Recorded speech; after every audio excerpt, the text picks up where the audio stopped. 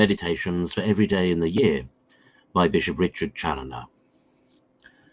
October 26th. On the remedies against spiritual sloth.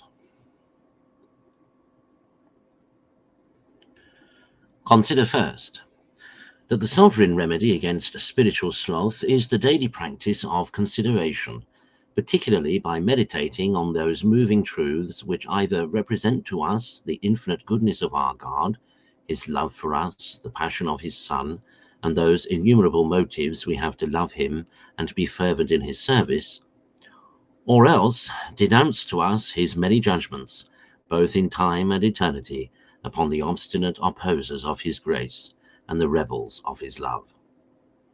Oh, what heart can be so far hardened by sloth as to stand out against such meditations as these when frequently repeated? We have a God to serve and a soul to save.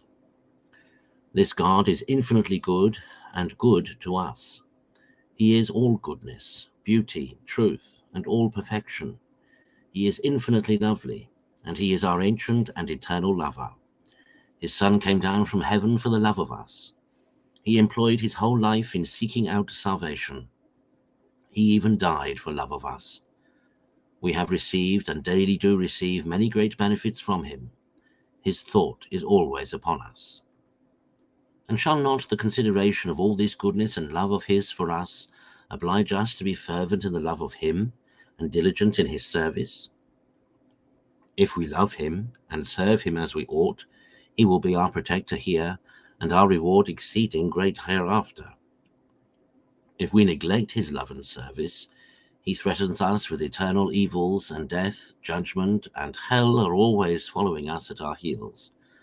And shall not the remembrance of all his promises on the one hand, and of all his threats and judgments on the other, effectually rouse us up out of our slothful indolence, and spur us on to labor in earnest for the securing our eternity?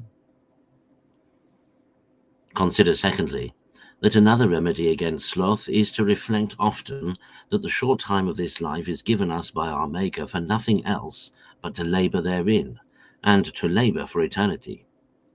That we can have no other stock to live on for eternity but what we provide and send before us, by working well during the 12 hours of this short day of our mortal life.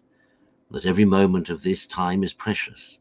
It is even worth an eternity, because by the good employment of every moment we may add to our eternal stock, and consequently to our eternal glory. That what we lose of it by sloth is lost forever, and that the loss is irreparable. That the light will be quickly with us, in which no man can work. And therefore we must husband well this short, this precious time, and spend it to the best advantage, laboring by good works to make our calling and election sure. 2 Peter 1:10. Oh, what a strict account shall one day be demanded of us of the employment of this whole time, and where shall the slothful hide their heads at that day? Consider thirdly, and set often before your eyes, in order to overcome all spiritual sloth, the life and death of the Son of God, the great pattern of a Christian who was never idle, but always employed in doing the will of his Father. Oh, how happy is the Christian that endeavors to be always employed in this manner!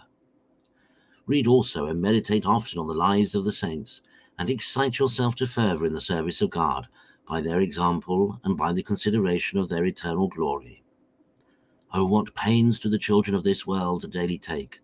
What danger do they expose themselves to for the sake of a little dirt, which they must leave behind them tomorrow? And is it not a shame that Christians should not do as much for happy eternity? Remember also on all occasions that the eye of your great Master is always upon you. Therefore take care to please him, not only by ever doing something, because such is his will and appointment, but also by laboring to perform all your actions with that perfection which becomes works done for so great a King. Conclude to arm thyself by these and such like considerations against all the mischiefs that are otherwise to be apprehended from this pernicious vice of spiritual sloth, and that thou mayest keep thyself farther off from its approaches, beware of all tepidity or lukewarmness in the service of God. Often reflect upon the sentence that was passed upon the barren fig tree, Luke 13. And fear lest, if thou also content thyself with a show of leaves, without bearing good fruit, the Lord of the vineyard may order thee also to be cut up and cast into the fire.